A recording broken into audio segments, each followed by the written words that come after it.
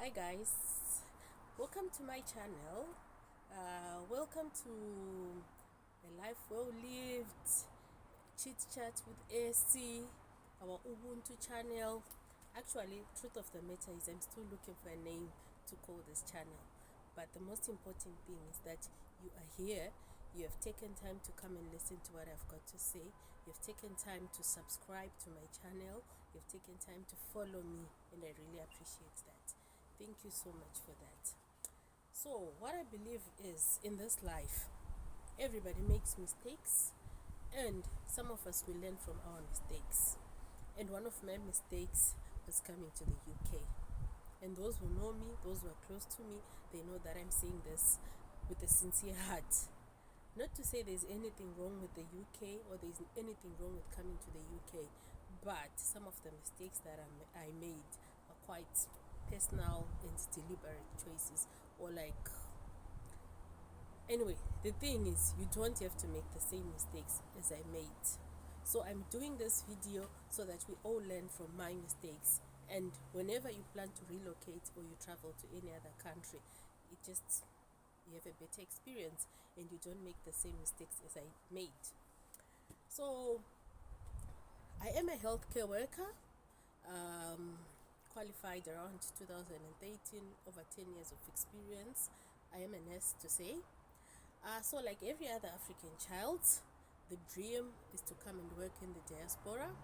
You know, if you grew up watching Miami Sands, Sunset Beach, Passions, 21 Jump Street, Santa Barbara, Days of Our Lives, all those nice movies where they were portraying life in the UK or America is being posh and lush and fun, like you're just sipping on your martini or that other drink with a small umbrella on the, on that glass there's a small umbrella and some orange juice, which and wearing your bikini, lying on the sand on the beach. I thought that was life. When you come to the diaspora, that's the kind of life that you have. Believe you me, since I came here, I've never gone to the beach and worn a bikini and enjoyed my life that much. No, I'll tell you why. So, people believe that when you come here, everything is just automatic paradise. And every one of us who grew up watching TV do agree with me, and they believe that the ultimate goal or the greatest achievement of all is moving to the diaspora. But if you do make mistakes in this relocation process, you may end up getting depressed, you may end up getting stressed, you may end up getting frustrated, you may lose your family, you may lose your children, you may lose your savings, you may even lose your life, because some of the people are even resorting to suicide because they've hit a dead end and things have not turned out the way they were expecting. So I'm gonna start with my own few mistakes that I made so that you can learn from those mistakes. So the first mistake was coming over without making an informed decision, a fully informed decision. Of course, it is good to ask your friends, to ask people who have come before you. Okay, you are in the UK, how is it there, how is life there, what are your achievements, how happy are you, and stuff. But even if people do give you information, please take time to do your own research. And remember, everyone has got their own life. For some, they appreciate eating sadza with green vegetables. To them, it's a blessing and it's a great achievement. But to some, they don't want to eat the vegetables. They want to eat a whole turkey for them to make sure to realize that they've actually made it in life. So the reason why we say you need to research is so that you see, what is it that I call an achievement in my own sphere? What is it that I call an achievement in my own circles? Is this an achievement to me, or it is an achievement only to my friend, and I hope to get more? So when we do make our own researches, let's learn. Let's do our own research. Let's find out what we come from different families, we come from different backgrounds. So someone who is earning like £2,000, to them it's a lot of money, and maybe sometimes they are married as well, so it's 2,000 from the husband, it's 2,000 from the wife, and they're fine. And there you are coming over as a single parent. You've only one salary. You can't pick as much shifts because of childcare. You've got many bills, and worse still, a lot of black tax back there at home. Your ailing mother who needs money for treatment, your aged father who needs, glasses, dentures, all those things which happen back home. We have got our families to take care of. But for someone, they do not have anyone. They don't have a mother, they don't have any siblings to look after, they don't have anybody to send money to. So obviously that puts both of you in different boats. So you'll find that the other one will be okay in the situation that they're in. But if you follow suit in that same scenario, you'll find out you will drown. You won't succeed as much as the other person. So in life, that's why some of the wise people have always said, run your own race. Look at your own circumstances and make a decision based on that.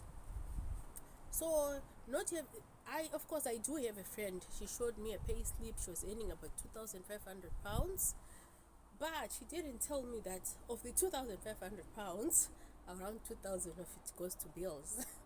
She didn't tell me that.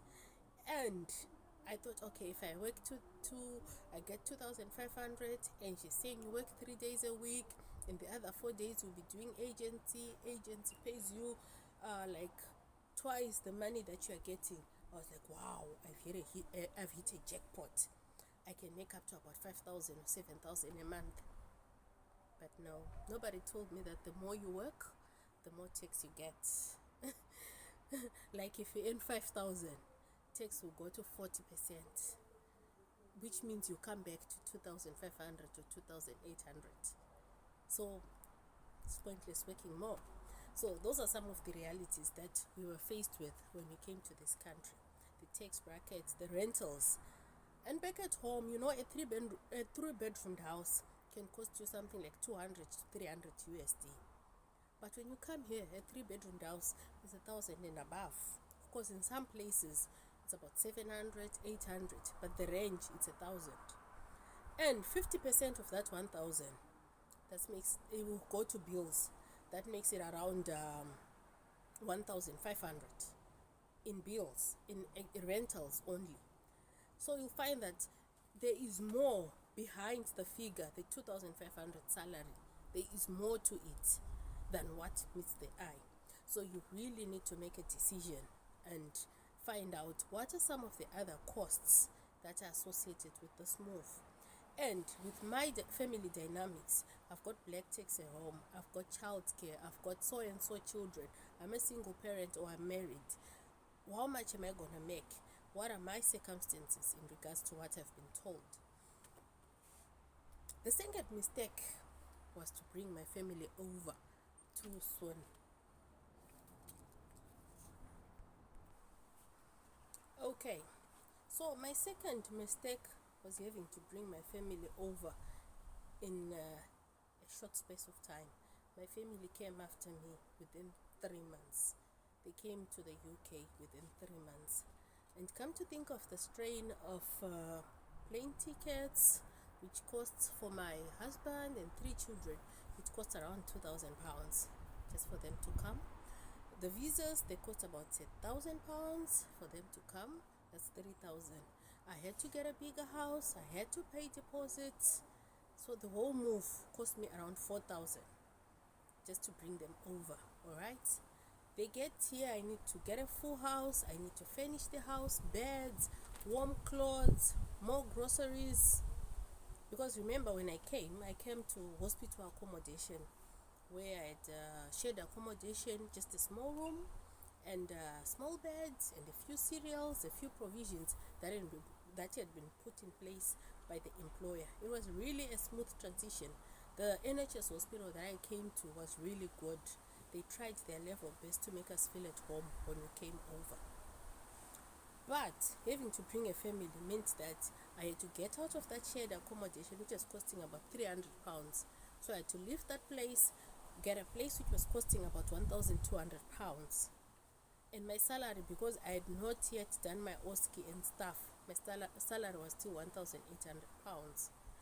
So imagine, and my husband, he had to convert his license, he had to cope with childcare, getting a job and everything. It took him about 4 to 5 or 6 months for him to settle and finally get a job.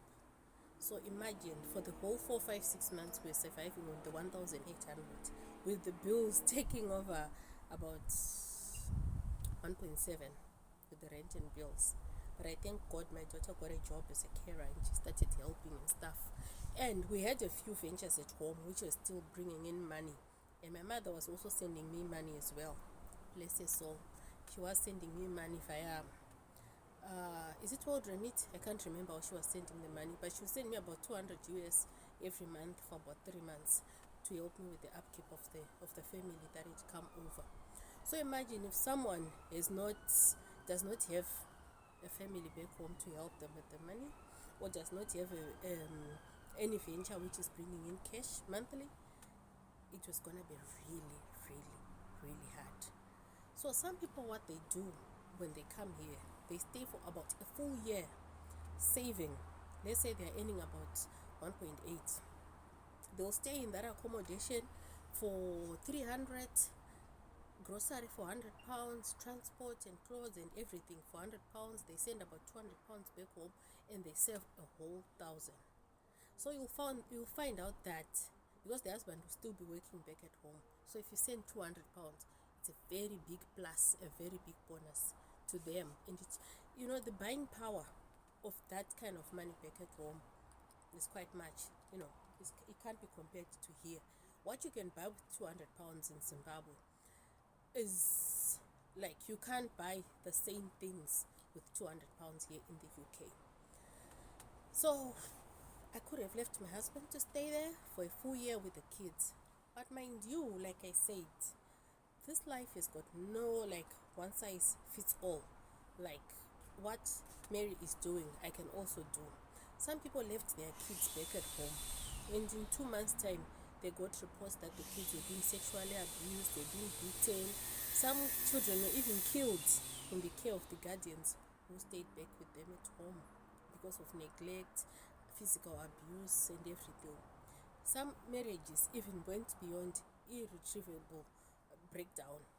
The husband moved on, got another wife, or the wife moved on, found another husband here this side.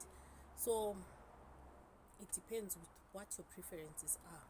But my advice would be, if the family can stay for about 6 to 8 to 12 months, maximum a year, and then they come after that when you've saved. So I was talking about savings. That you have saved about 1,000 every month. You're in a capacity to save about 1,000 every month. And because you've got no husband to cook for, you've got no kids to take care of for school run, you can still pick extra shifts and even save some more. So in a year, you might be having about 10 or 15,000 in savings. That alone can help you get a mortgage. Your own house where you're not paying rent, you're just paying for your rent to buy. You are renting, but you are buying the house. That's a very good way of saving money, because when you want to go back to Africa, or you no longer want to continue with the mortgage, or you no longer want to stay here, you can tell them, please, can you bring back my money? Maybe you've paid 12,000 to the mortgage. They can always remove some deductions, conveyances and stuff, but all the same, you can remain with about 8, 7, 8, 9,000 to take home with you. So mortgage is a great way of savings. But if you take your family prematurely, it's very difficult to raise that kind of money.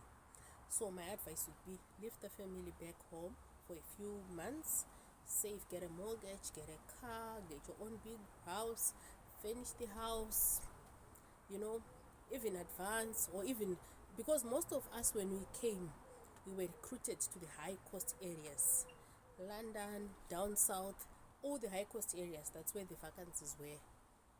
But as you stay longer in a place, you realize that up north it's a bit cheaper, so it's easier to move as a single person instead of moving with the whole family, disrupting kids from school, your husband having to change their job, moving all that furniture and stuff. It's quite costly. So you need to settle down, find out if you really want to stay in that place before you move on to another place. So my other mistake was changing jobs. When I came to this country, my first job was really, horrible. Horrible, I tell you. It was an experience that I don't even want to think about. But come to think of it, I also blame myself because of what happened to me. I will talk about it in another video about my experience at my first job in the UK. Some of the things that I shouldn't have done and some of the things that I should have done. That's a story for another day. But the bottom line is I had to change my job. So I changed my job. I moved up north where I thought that the rentals were cheaper. But because I was traveling with the family and stuff, and I just got another expensive house up north there. The contract had been signed, the visa had been changed, there was no turning back. Because the house is the last thing you look for when you move. You have to secure a job first. So now when you've got a job and your visa has been changed, there is no turning back. You just have to go back to that place, the new place. Even you find out that there are some things which are not really positive or nice, but there's little that you can do when the visa has been changed.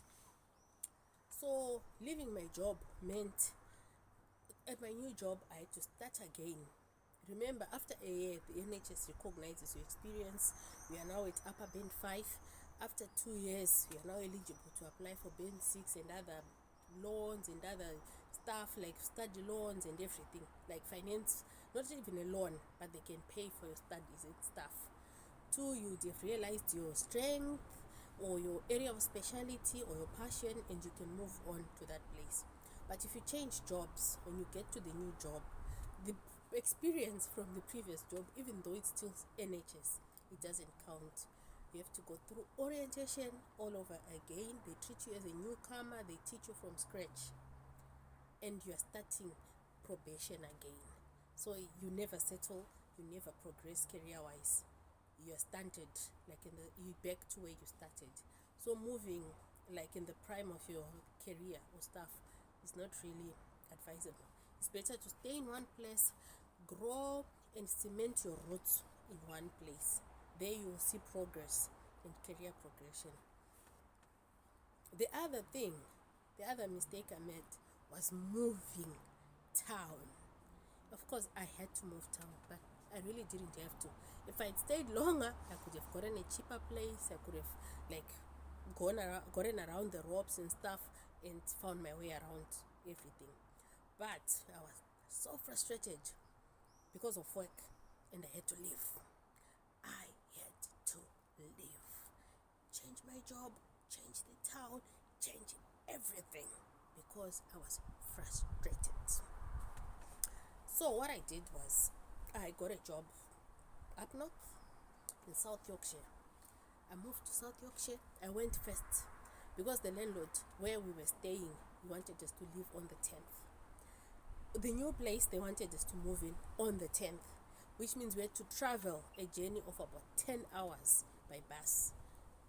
Leave this house with all our luggage and move into the next house together with the bags and the children. Why do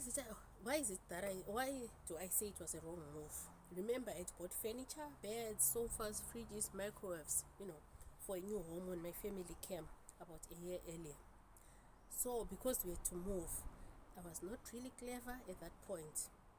We had to get a bus. I bought my bus tickets for about £150, about £180 for the whole family to move. My husband and my 3 children. So, because moving from Bournemouth to South Yorkshire, I had to get 2 buses with a layover in London and stuff. It was quite a long journey, and they had to come with their bus with. So traveling from Bournemouth took a whole day, and I had to move into this new house and stuff. But little did I know that it would be cheaper. So I paid for the buses about £200 for the buses and the taxi to there, and all the bags with the luggage, right? That was the first expense, buying the ticket to come here. When we got here, we had to book 2 large family-sized taxis. It cost about £100 to hire those 2 taxis with all the bags and stuff. Remember the clothes, blankets, pots, small things, irons, kettles, all those small things. that we had bought, the small things, we brought them over. So that's now about 300 pounds. Fine. Then back there where we're staying, I had to pay about 500 pounds for the people to discard our furniture, because I tried giving it away, nobody would come and get it, because it was expensive to get transport. You know, it could cost you about 100 pounds to hire a van to come and pick a bed from my place. But buying from a shop or a charity shop, you can buy the same bed for 50 or 80 pounds. So it's actually cheaper to buy a new one than to come and collect a second-hand one, depending on the distance and hiring a van and stuff. So nobody came to collect the old furniture that I was offering. So I had to pay for it to go and be discarded. If I had left it in the landlord's house, he was going to charge me penalty or charge me rent for the following month. So I had to make sure I discarded that furniture. And we had to paint the old house, deep clean it and stuff. That cost us about 200-300 pounds. And because the house we were staying in, it's significant wear and tear. You know, when you're staying there, things are not the same. Some taps are broken, some door handles are broken. You know how it is when you've got kids. So the landlord, out of the 1,500 pounds I'd given him for deposit, he took about 750 pounds, saying that it's for repairs. And the solicitor that we had engaged, I got back about 550 from that 1,500.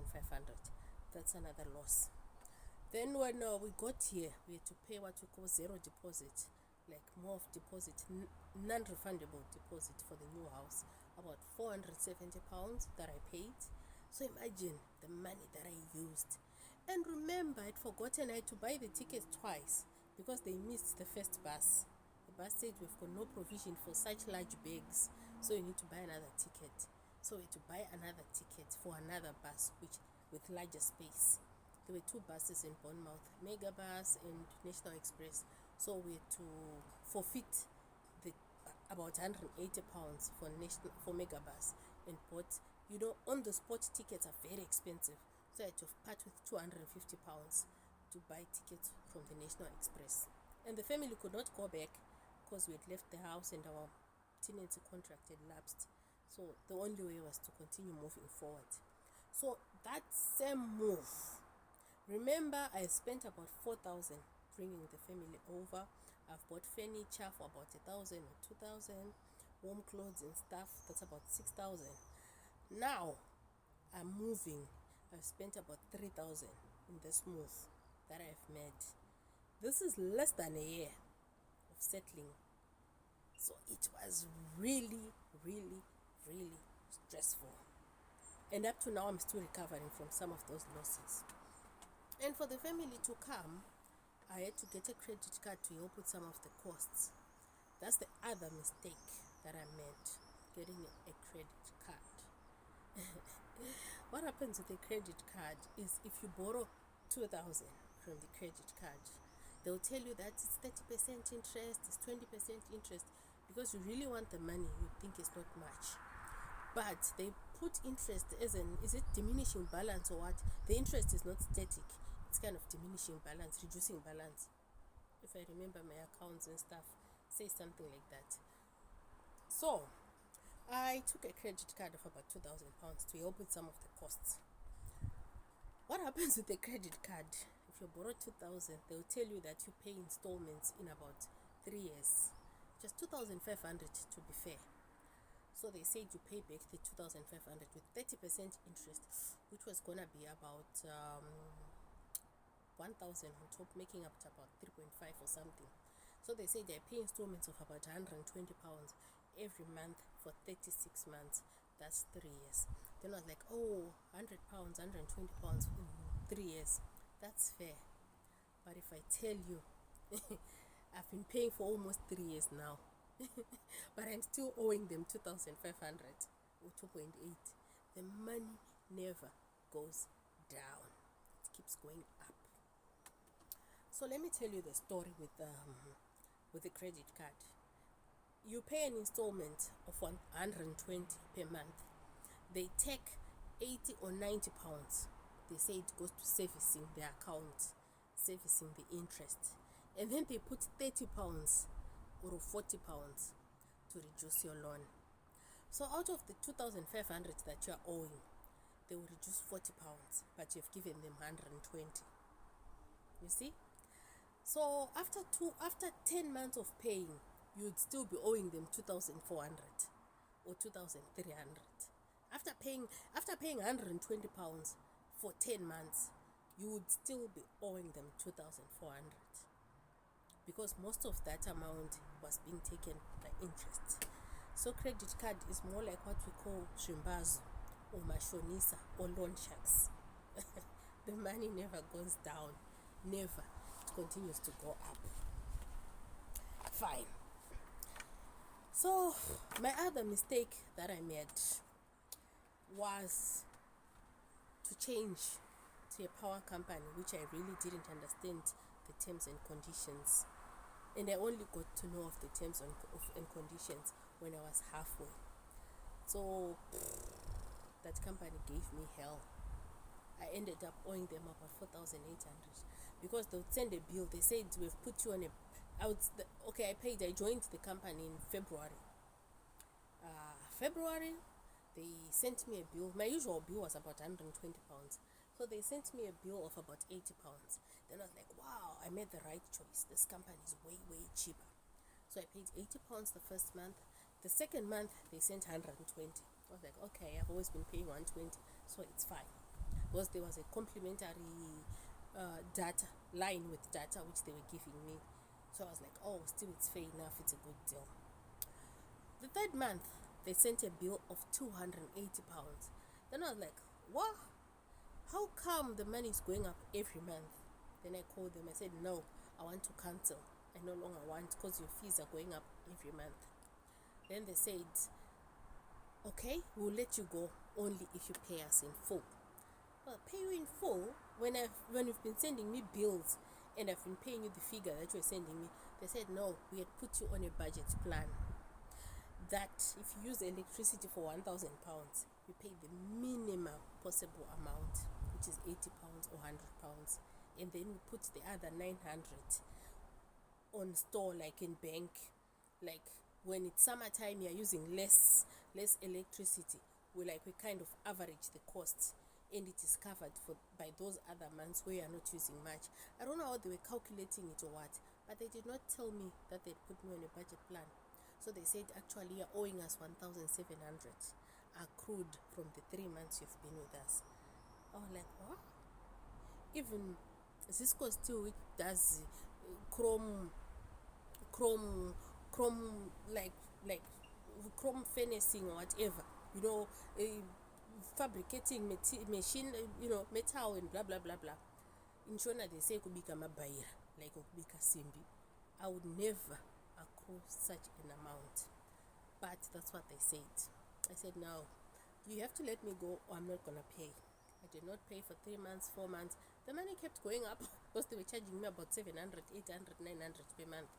The money got to about 4,800. But like the good thing about this country is you get to you go to a round table, talk to them, discuss, come up with a payment plan. And currently I'm on a payment plan of about 15 pounds a month to pay up that debt.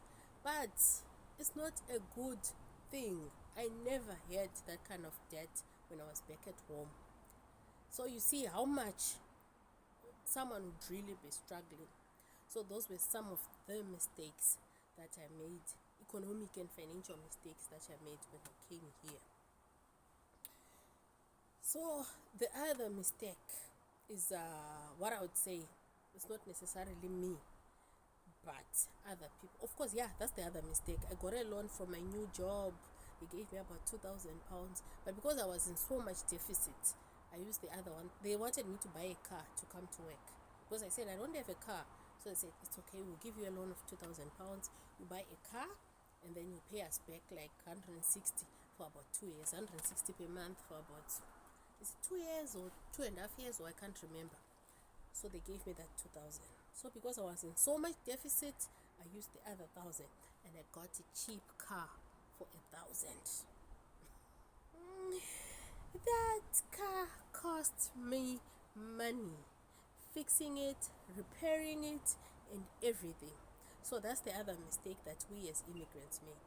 buying second-hand cars without checking them for faults, without checking them for their functionality, and then the cars, they eat from your pockets until you eventually just let go of the car, take it to the scrapyard. You even pay for it to be taken to the scrapyard. You pay about 200 to 300 for it to be towed to the scrapyard. So that's another loss. Saka, that is why some people fail to break even in the first 2, 3, 4 years of being in the UK. And before you know it, you have to pay for the renewal of the visas again. Before you know it, you have to pay for ILR. Like now, ILR is about £3,000, about 2,900 per person. So for a family of 5 like mine, I have to pay about 16,000, 15,000. Yeah, 15,000 for the ILR for my family. So when am I gonna start to save for that, for such an amount? So you find that it's an endless pit. Once you start skidding in the mud, you keep skidding. You do not progress, you do not move forward, because you have come with mistakes. You've come with a load of mistakes that you have to learn from. So I hope my video and what I've said is gonna inspire somebody and help them not to make the same mistakes as I have made. And the other mistake that I had, of course, our marriage is fine with my husband, but it's not as good as it was back at home due to other factors that I'm gonna touch in another video. No, he has never assaulted me, he has never mocked me, he has never insulted me.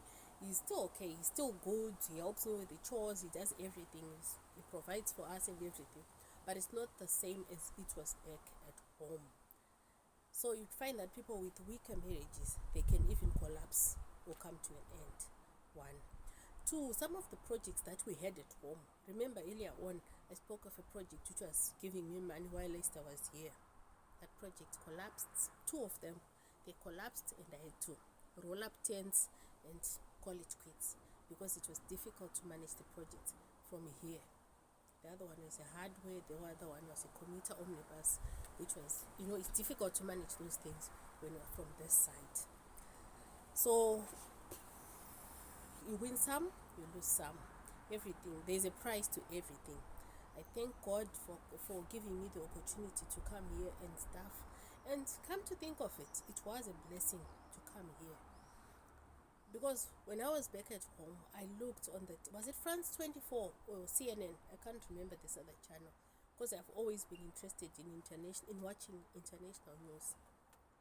So I saw these other illegal immigrants crossing over, walking on mountains, following rail tracks, walking on foot, swimming in the rivers, climbing mountains, being chased by lions, and some of them dying along the way, all in a bid to come to the UK or to the USA.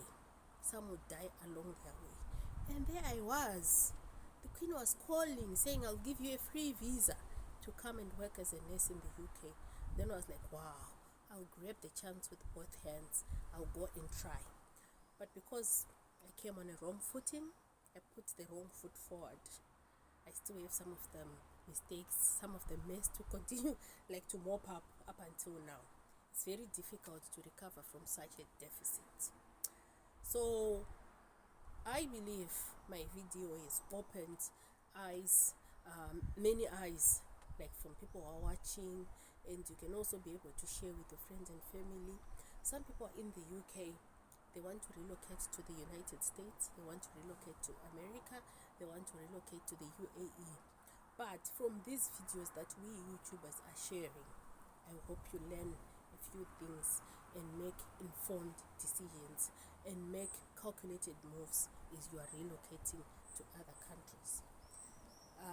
If you had not subscribed to my channel, please smash the like button, subscribe, hit like and subscribe for more informative videos. And like I always say, I try to make these videos as intimate as possible, and most of it is my lived experience, things that I've come across that I believe that you can learn from. Now I believe you can learn from my mistakes and make better decisions and better choices tomorrow. Thank you for watching. Goodbye. Till next time. Take care. Bye.